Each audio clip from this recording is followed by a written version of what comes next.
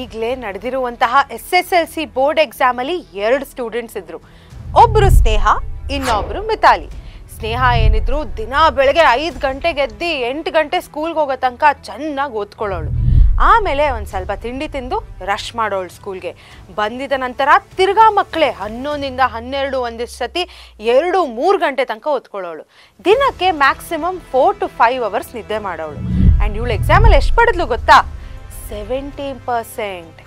And on the other hand Mitali ಏನು ಮಾಡೋಳು, ದಿನ ಬೆಳಗ್ಗೆ 6 ಗಂಟೆಗೆ ಎದ್ದು ಡ್ಯಾನ್ಸ್ ಕ್ಲಾಸ್ಗೆ ಹೋಗೋಳು. ಬಂದಮೇಲೆ ಸ್ವಲ್ಪ ತಿಂಡಿ ತಿನ್ಕೊಂಡು ಸ್ಕೂಲ್ಗೆ ಹೋಗೋಳು.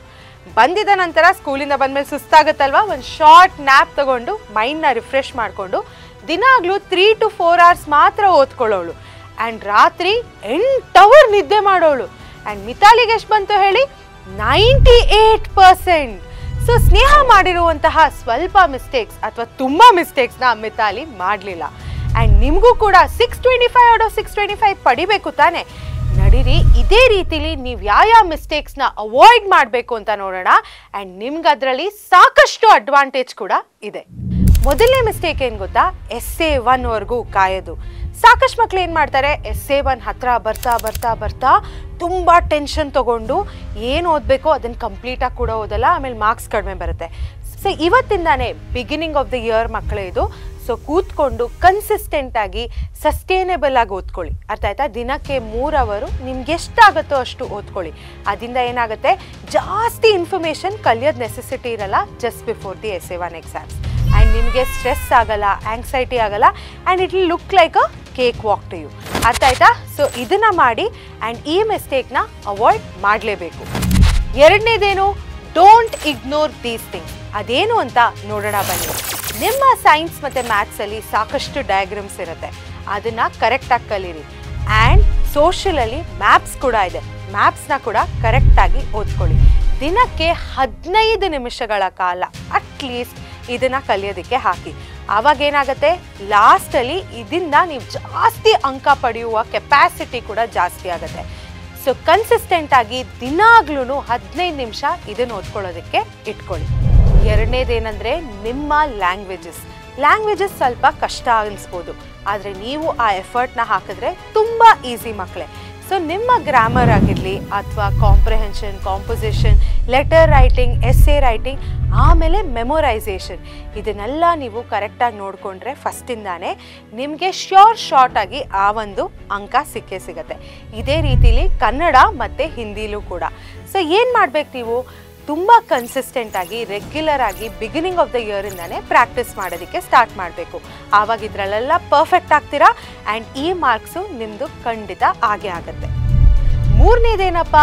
ನಿಮ್ಮ ಹೆಲ್ತ್. ಇವಾಗ ಯೋಚನೆ ಮಾಡಿ, ಚೆನ್ನಾಗಿ ಎಕ್ಸಾಮ್ಗೆ ಓದ್ಕೊಂಡಿದ್ದೀರಾ, ಬಟ್ 8th ಮಿನಿಟಲ್ಲಿ ಹುಷಾರು ತಪ್ಪಿಡ್ತೀರಾ. ಅದಾದರೆ ಏನಾಗುತ್ತೆ, ಎಕ್ಸಾಮ್ ಬರೆಯೋಕ್ಕಾಗತ್ತಾ? ಇಲ್ಲ. ಸೊ ಮೊದಲನೇ ದಿನದಿಂದಾನೇ ನಿಮ್ಮ ಹೆಲ್ತನ್ನ ಪ್ರಿಯಾರಿಟೈಸ್ ಮಾಡ್ಕೊಳ್ಳಿ. ಯಾವುದೇ ಒಂದು ಮೀಲನ್ನು ಸ್ಕಿಪ್ ಮಾಡಬೇಡಿ. ನ್ಯೂಟ್ರಿಷಿಯಸ್ ಆಗಿರುವಂತಹ, ಪೌಷ್ಟಿಕಾಂಶ ಜಾಸ್ತಿ ಇರುವಂತಹ ಆಹಾರವನ್ನು ಸೇವನೆ ಮಾಡಿ. ಆಮೇಲೆ ನಿದ್ದೆ ಚೆನ್ನಾಗಿ ಮಾಡಿ ಮಕ್ಕಳೇ. ನಿದ್ದೆ ಕೆಟ್ಟು ಓದಿದ್ರೆ ಏನೂ ಹೆಲ್ಪ್ ಆಗಲ್ಲ, ತಲೆಗೆ ಏನೂ ಹೋಗಲ್ಲ. ಆಮೇಲೆ ಎಕ್ಸಸೈಸ್ ಕೂಡ ಇಂಪಾರ್ಟೆಂಟ್.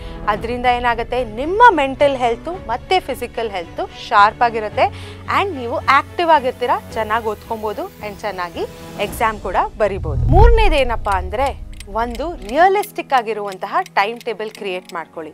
ಸ್ವಲ್ಪ ಮಕ್ಳು ಏನು ಮಾಡ್ತಾರೆ, ನನಗಿವತ್ತು ಜಾಸ್ತಿ ಎನರ್ಜಿ ಇದೆ, ಇವತ್ತು 10 hours ಓದ್ಬಿಡ್ತೀನಿ, ನಾಳೆ ಆರಾಮಾಗಿರ್ತೀನಿ. ಇದನ್ನು ಮಾಡೋಕ್ಕೆ ಹೋಗಬೇಡಿ ಮಕ್ಕಳೇ. ಒಂದು ಟೈಮ್ ಟೇಬಲ್ನ ಕ್ರಿಯೇಟ್ ಮಾಡ್ಕೊಳ್ಳಿ.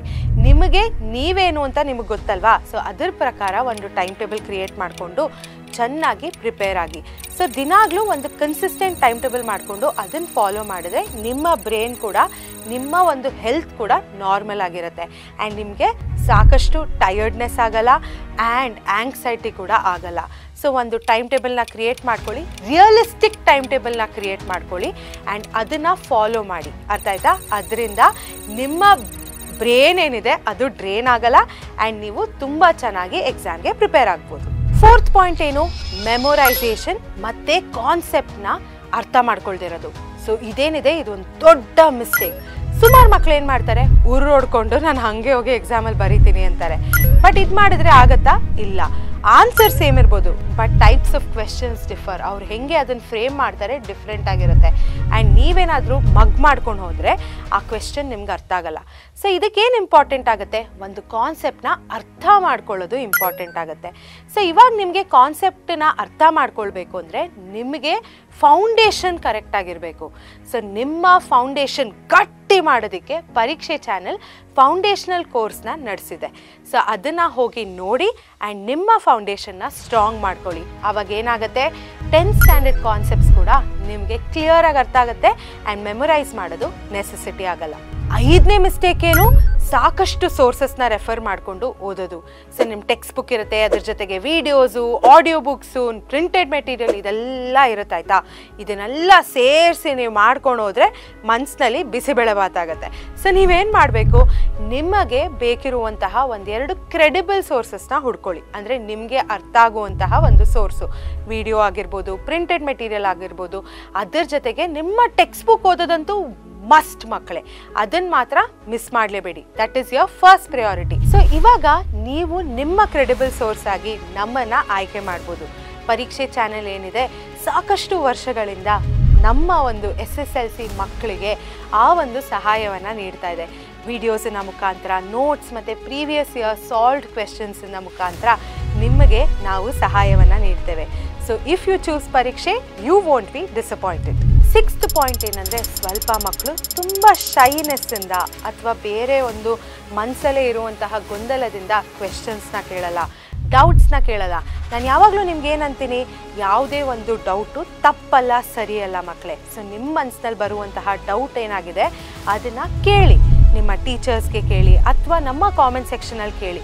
ನಾವು ಅದಕ್ಕೆ ಉತ್ತರವನ್ನು ನೀಡ್ತೇವೆ. ಅಕಸ್ಮಾತ್ ನೀವು ಈ ಡೌಟ್ನ ಕೇಳಲಿಲ್ಲ ಅಂದರೆ ನಿಮ್ಮ ಒಂದು ಎಕ್ಸಾಮಲ್ಲಿ ಕೂಡ ಅದೇ ಮಿಸ್ಟೇಕ್ನ ಮಾಡ್ತೀರಾ. ಅದರಿಂದ ಏನಾಗುತ್ತೆ, ಮಾರ್ಕ್ಸ್ ಹೋಗುತ್ತೆ. ಸೊ ಯಾವಾಗ ಡೌಟ್ ಬರುತ್ತೆ ಆವಾಗ ಕೇಳಿ. ನಾನು ಹೇಳ್ದಂಗೆ ಯಾವುದೇ ಒಂದು ಡೌಟು ಸಿಲ್ಲಿ ಅಲ್ಲ, ಓಕೆನಾ. ಸೊ ಇವತ್ತಿಂದ ನೀವೇನು ಮಾಡ್ತೀರಾ, ಡೌಟ್ಸ್ನ ಕೇಳ್ತೀರಾ.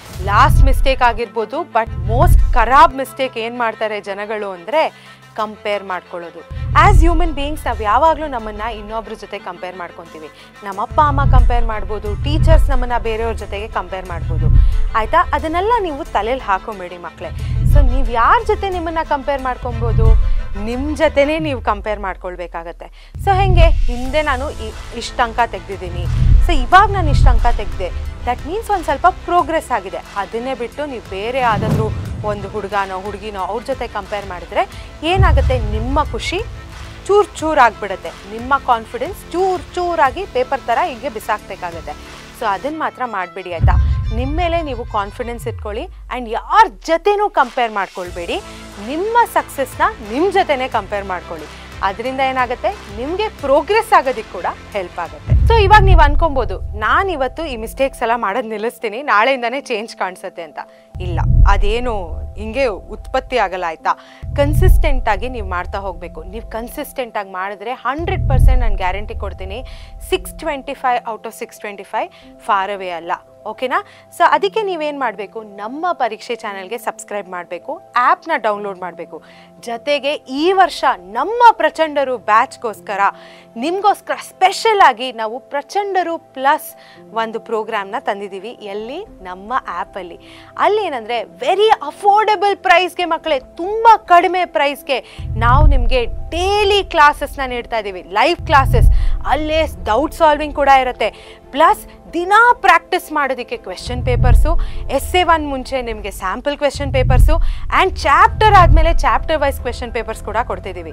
ಸೊ ಇದರಲ್ಲಿ ನೀವು ಬರೀ ಕಲಿತಿಲ್ಲ, ನಿಮಗೆ ನೀವು ಪ್ರಾಕ್ಟೀಸ್ ಮಾಡಿಕೊಂಡು ಅಸೆಸ್ ಕೂಡ ಮಾಡ್ಕೊಳ್ಳೋ ಒಂದು ಆಪರ್ಚುನಿಟಿ ಇರುತ್ತೆ. ಸೊ ಆ ಆಪರ್ಚುನಿಟಿನ ಮಿಸ್ ಮಾಡ್ಕೊಳ್ಬೇಡಿ. ನಾವು ಇಷ್ಟೆಲ್ಲ ಕೊಡ್ತಿದ್ದೀವಲ್ವಾ ನಿಮಗೆ. ಸೊ ಇವಾಗ ನೀವೇನು ಮಾಡಬೇಕು, ಹೋಗಿ ಪರೀಕ್ಷೆ ಚಾನಲ್ಗೆ ಸಬ್ಸ್ಕ್ರೈಬ್ ಮಾಡಿ, ಕೆಳಗೆ ಕೊಟ್ಟಿರುವಂಥ ಲೈಕ್ ಬಟನ್ನ ಒತ್ತಿ ಆ್ಯಂಡ್ ನಿಮ್ಮ ಕಾಮೆಂಟ್ಸ್ನ ಕೂಡ ಹಾಕಿ. ಬಿಕಾಸ್ ನಾವು ಕಾಯ್ತಾ ಇರ್ತೀವಿ. ನಾನೇನಂದೆ, ಯಾವುದೇ ಒಂದು ಡೌಟು ತಪ್ಪಲ್ಲ ಸರಿಯಲ್ಲ. ಸೊ ಹೋಗಿ ಕಾಮೆಂಟ್ ಹಾಕಿ, ಲೈಕ್ ಮಾಡಿ ಆ್ಯಂಡ್ ನಿಮ್ಮ ಸ್ನೇಹಿತರ ಜೊತೆಗೆ ಶೇರ್ ಮಾಡಿ.